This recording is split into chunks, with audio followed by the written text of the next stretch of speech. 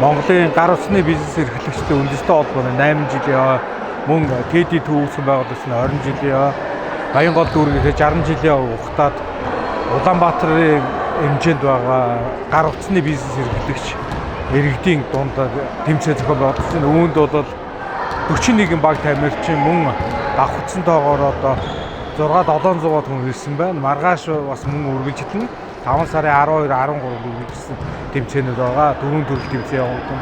Гар бөмбөг, сагсан бөмбөг, ширээний дэнс, даацын тэмцээнүүд явагдаж байна.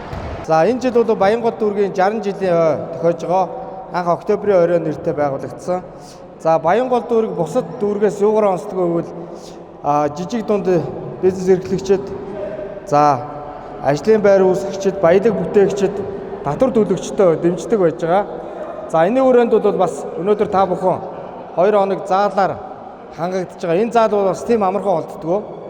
Тэгээд та бүхэн энэ зааланд бас маш мундаг тоглож байна. Сая тоглож байгаа охтуудыг харлаа маш спортлог юм байна. Зөвхөн утас зардын багч маш спортлог хүмүүс байд юм биш үү? Манайхаа Баянгол дүүргийнхаа нийт төлөөлөгчдийн өмнөөс, нийт ард иргэдийнхаа өмнөөс спортын өндөр амжилт хүсье. За та бүхний ар гэрүүл болон та бүхэнд эрүүл нэг сайн сайхан бүхнийг хүсээрөөё. За хоёр үргээ. Арай ойролцоор авчихсан. За сайн байна шүү дээ. Болоо. Гомбсүрэн онготой ихцүүл таныг нийслэлийн Баянгол дүүргийн иргэдийн төлөөлөгчдийн хурлын хүндэт өргөмжилтөөр хийж байна. Манай Баянгол дүүргийн 20 дугаар ороо тийм ээ. Гараар өргөмжлөлт. За бүгдээ баяр хүргэе. За ингээд бизнес эрхлэгчтэй цаашдаа Баянгол дүүрэг дэмжих болон холбогдох бүх нөхцлөөр боломжтой нөхцлөөр хангаж өгнө.